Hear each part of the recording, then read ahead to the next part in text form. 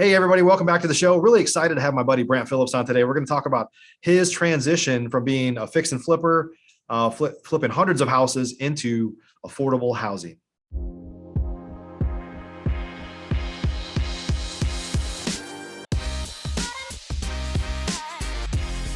Professional real estate investors know that it's not really about the real estate. In fact, real estate is just a vehicle to freedom.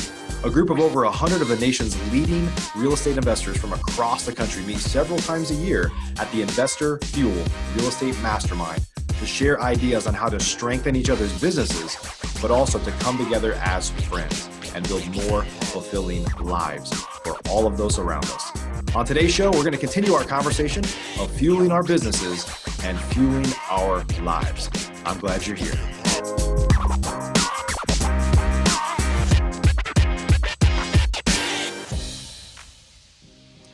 Hey, Brant, welcome back to the show. Or welcome to the Mike. show. You haven't been back on before, so welcome to the show, my friend.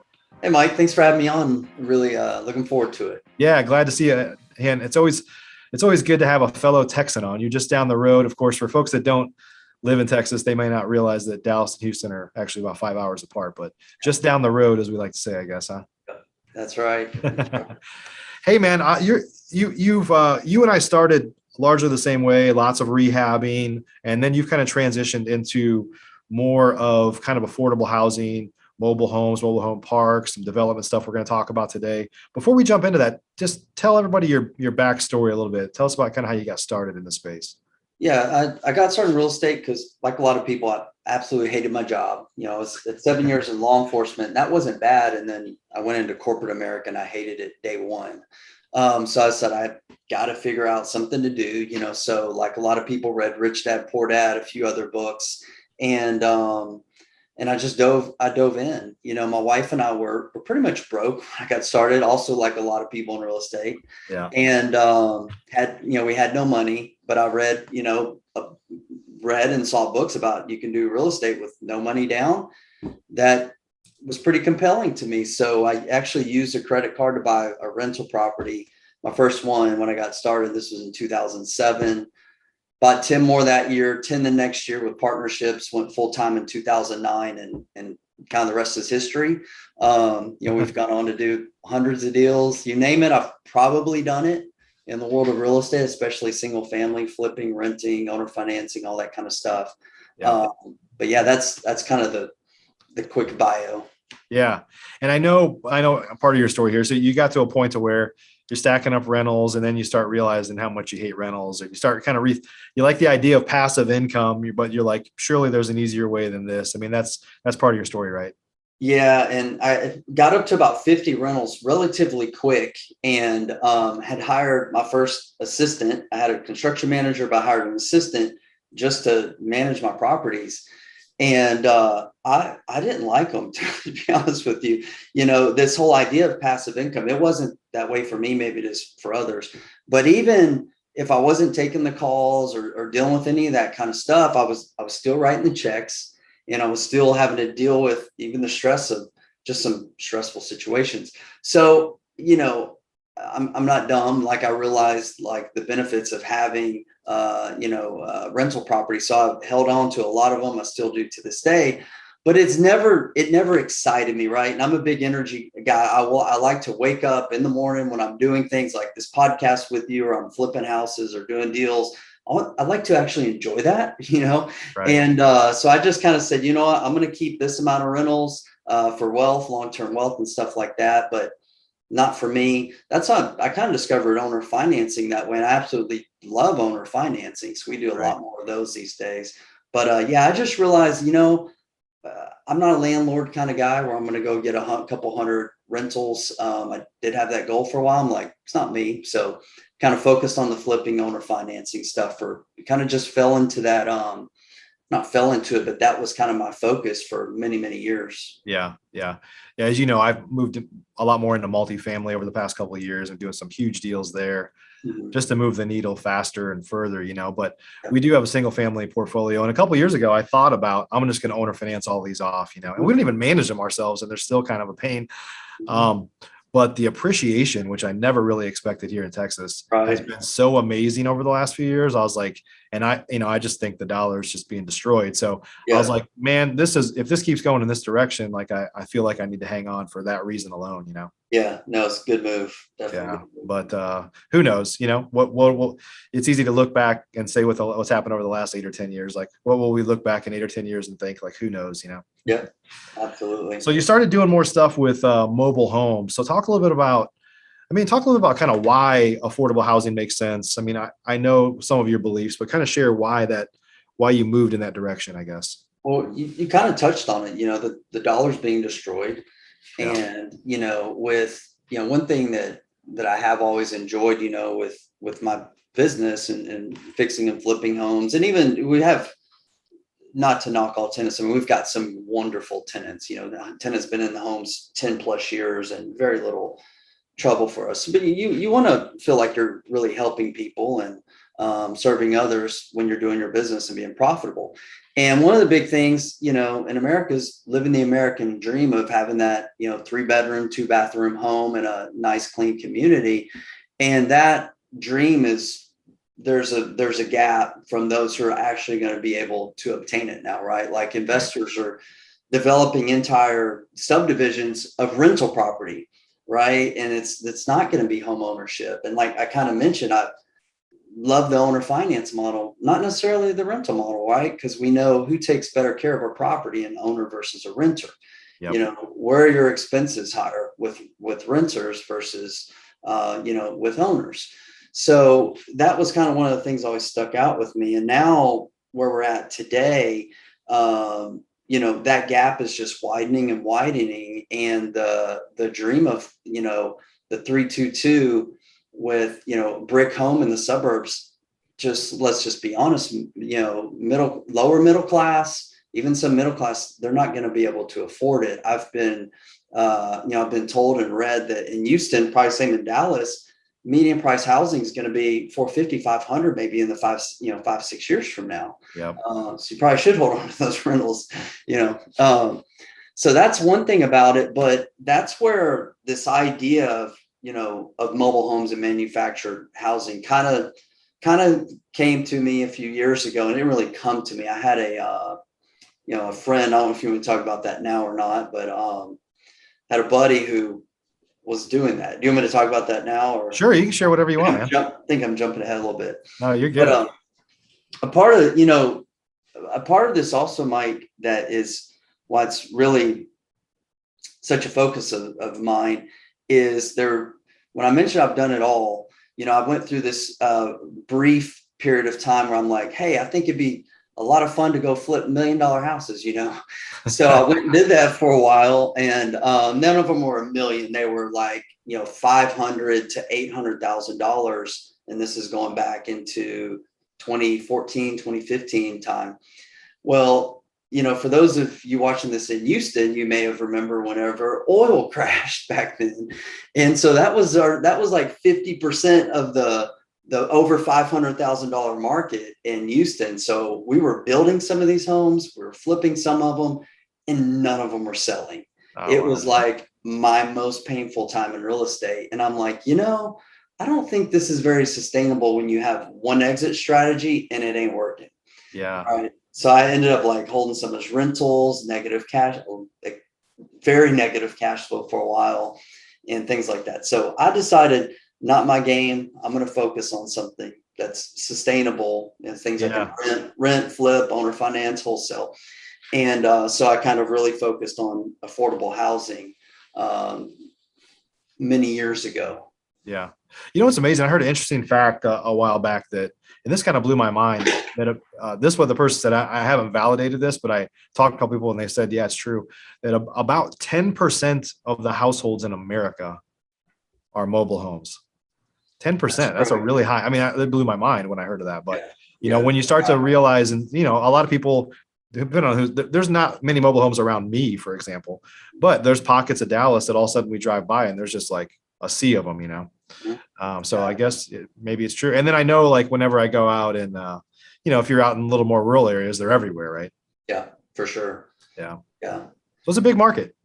Oh yeah, it's a big market. And then kind of what opened my eyes to it was one I had a buddy, and I knew he was doing it, and I made redneck jokes. Kind of regret that now. Should have kind of looked a little bit closer. So he was doing it, and he's a very sharp guy, right? Tons of respect for him.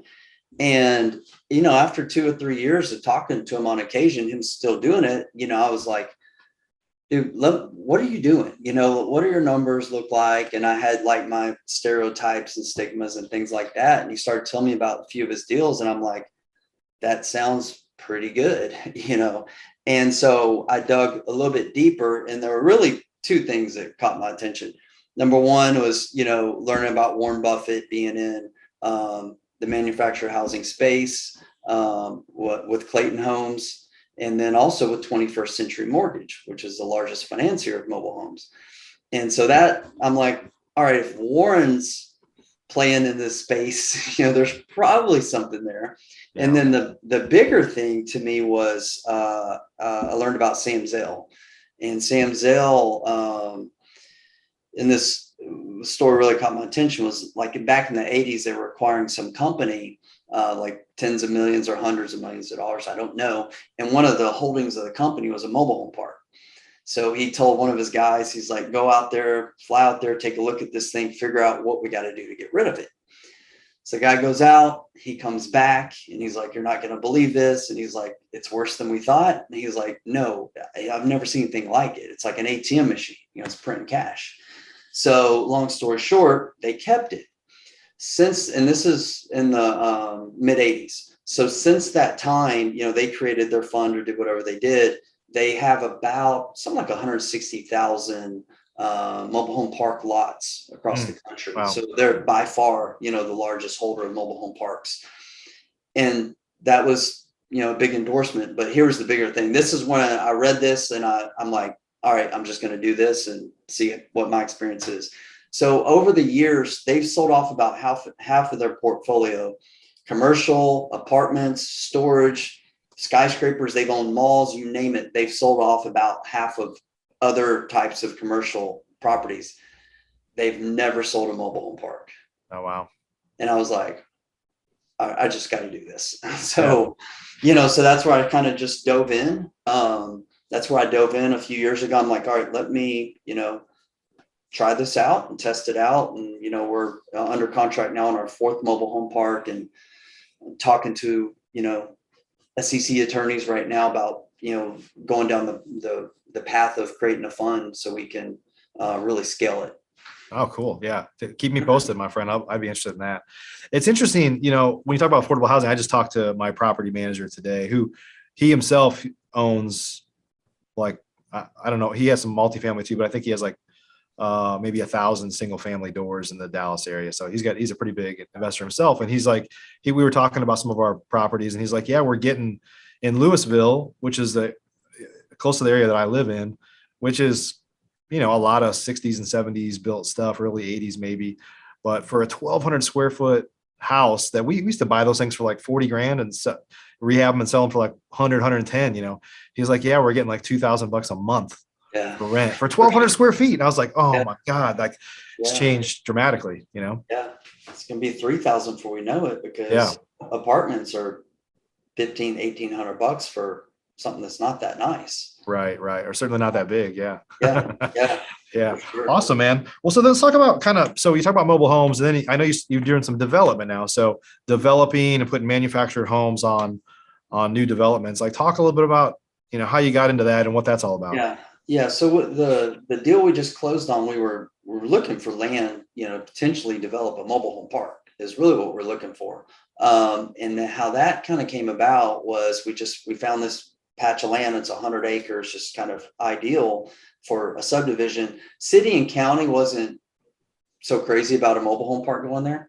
And then we started looking at it too, just the demand of housing and affordable housing. And so we started kind of like, well, maybe we should go down that path. And really what the big thing that kind of turned our decision-making on that was it came to the utility setup. And long story short, we were going to need to do 1/4 acre to 1/2 acre lots because of septic, water, things like that. So it's kind of hard to build a mobile home park with a density like that. So we said, started looking at it through subdivision eyes, just made complete sense. So we took it down earlier this year. So we're working on doing that. And, when we first started looking at it, we were thinking, manufactured home on half-acre lot, low $200,000 price point, and feeling very good about it. Now we're not so sure when we go to market if we'll be, 235, 250, something like that.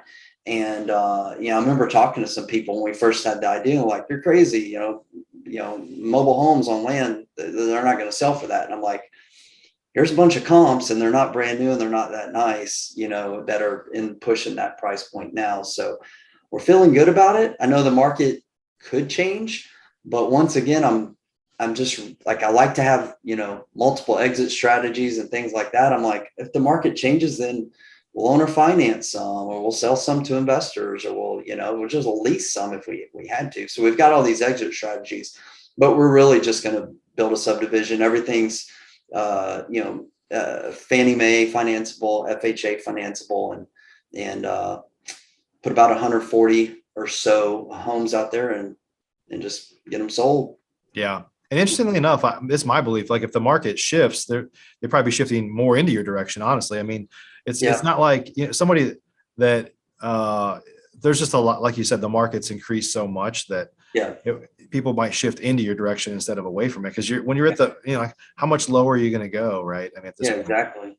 Yeah, and that was the thing too with this deal. It was like, we're very profitable selling at a much lower price point.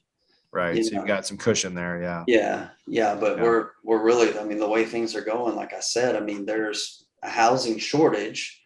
That was the other thing, is like, there's not enough homes. And then where we're at on this development, we're on the exurbs. Is that how it's said? Is that beyond the suburbs? That's beyond the suburbs, which is where I love to invest these days. Houston's a bloodbath, and any major city's a bloodbath. We still buy there, but we do more of our marketing on the outskirts of town. That's where we find the best deals, is less competition. So that's where, this development is. And that's where a lot of people want to live these days, especially the working remotely, COVID, all this kind of stuff. So we just like it. It just makes sense. We need to do this because we're competing with builders. But builders right now who are buying land, going to develop, we're going to beat them to market, because once we do, roads and utilities, it's like, can move fast. Our product's ready, and it's not on some 5,000 square foot lot. It's a nice half-acre lot. So that's one of our selling points. Yeah. I think if there's ever a time, like you said, more people are working virtually, working remotely, at least part of the time. And so I think the time is kind of right to live further out, because people know it's more affordable. Some people appreciate having more land. Some people are like, I don't ever want that because I don't want to mow it. But, there's some people that appreciate having that land, especially young families, if you got kids that you want to run around and all that stuff. Right. So awesome, man. So where do you think, I mean, obviously, at a high level, I think we both agree and both believe that affordable housing is going to, especially in markets like Houston, Dallas, that have just blown up. I mean, population wise, there's probably not many markets that are growing faster, right? For a lot of reasons. And affordable housing is going to continue to have pressure. And so we're probably a long ways from like LA or San Francisco, but it's definitely moving in that direction, right? So seems like you're in the right spot at the right time, my friend. Yeah, I mean, I think the future looks very promising for those of us in Texas. I don't know if you're far East Coast, West Coast, what that looks like. I don't know, but I'm very grateful to be where we're at, and there's tons of opportunity for us right now. So I know you're primarily focused on mobile home parks, some other developments. If folks wanted to, if they're wholesaling or fix and flipping, single family houses now, any tips on how to make that transition to start looking at really kind of cheaper properties, but probably bigger deals overall, because you're looking at parks and developments. But any thoughts on how to start to make that transition? Yeah. Well, like anything, find some, people that you can talk to who've done it before successfully, whether that's a coach, a mentor, just people in the business, and start Right. doing your due diligence, your research, massive amounts of education, and then just jump in. And that's literally what I did. Probably when I really started focusing on it, I went to one, seminar boot camp, and I was under contract and closing on my deal, like my first deal, like 3 months later, and then I put another one under contract a couple months later. So get that foundation of education, and then just pretty much just jump in. Yeah. It's I not that found like as complicated. a single family guy, like I transitioned into doing a lot of multifamily, but I did it with somebody that knows what they're doing, right? I kind of partnered with somebody, which I think bigger deals like this are easier to partner up with people, right? But I think once you're comfortable, like, there's a big mindset issue with somebody that's not successful and somebody that is successful in real estate investing. And the big things are overcoming the mindset. Can I raise money? Can I do this? Can I do that? And I think if you're successful in single family or whether it's wholesaling or rehabbing, like making that transition is way easier than starting over. You're like, you have the confidence that like, Oh yeah. hey, I don't know all the answers, but I can figure it out. Right. Oh yeah, for sure. So like one of my things with single family was, we made a couple of attempts to scale, single family with how many houses we flip, and each fix and flip or fix and rent each year. That's a really hard model, and so we kind of hit our heads against that ceiling a couple times, and then I was really asking myself, I'm like, I don't even think I want to do more than that, right? So we've got a really, a good formula here locally in Houston, where I have one construction manager, one acquisition, and like that works for me. And I've Yeah. got, that team built out, and just work on, getting them supporting what they need so I can focus on other things. So that's ideal for me. But what I realized, I still wanted to scale, but I was just like, that model or that vehicle wasn't it for me. I know there's guys who've gone out there and done 1,000+ homes. I'm like, I guess I'm not that guy. And I was kind of okay with that, but I was still getting the itch to scale. And when I bought my first park, and that's where I really saw, I was like, I think this is scalable. And I bought that first park. It was like 43 lots. And then I bought my second one, which is very small. It's 15 lots.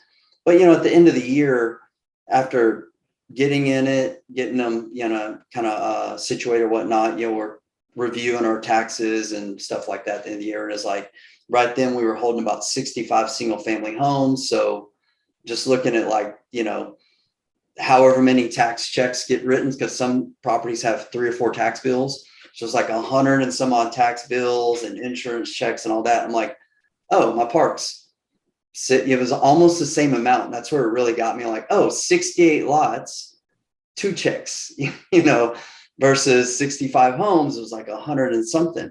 Yeah. So what I really found is, a park it's kind of like one it's like one rental property almost, right? Especially if you've got like your eyes and ears or kind of a manager there.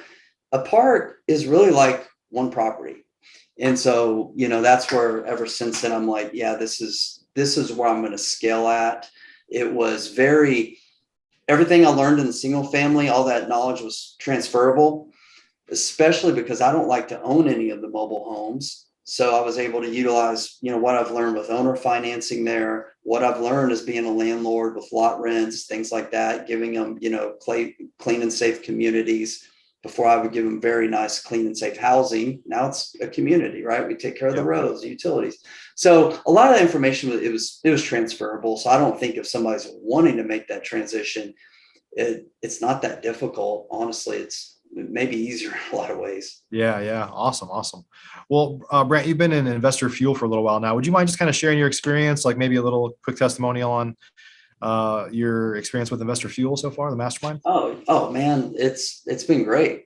Iron sharpens iron. So anyone out there who's, looking to grow, looking to scale, looking to, just, grow your business. If you're not in a mastermind of some sort, I don't know, man, you got to ask yourself, are you really committed to hitting your goals? Almost, because there's just so much,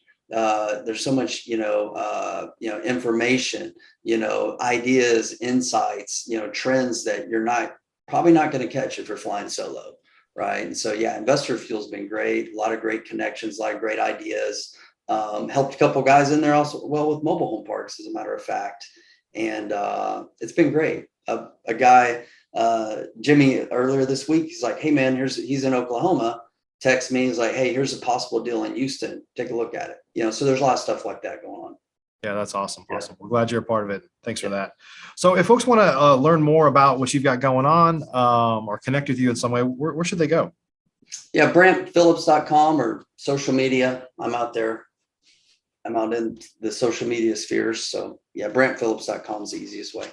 Cool. Well, we'll add your website in the show notes. So, hey, thanks for sharing your story with us today. Pretty exciting stuff. It's interesting because I don't know your exact age, and I want to ask you that. But I think once you're an investor and you start to mature, you start to like look for, how do I simplify? How do I optimize cash flow? How do I optimize my impact? How do I get more of my time back? Right. And so it's interesting hearing, your story, because I see a lot of similarities with mine. Of course, I always do things to complicate it too, but it's all on the path of like trying to somehow, maybe you have to make it more complicated so you can appreciate the simplification part. I don't know.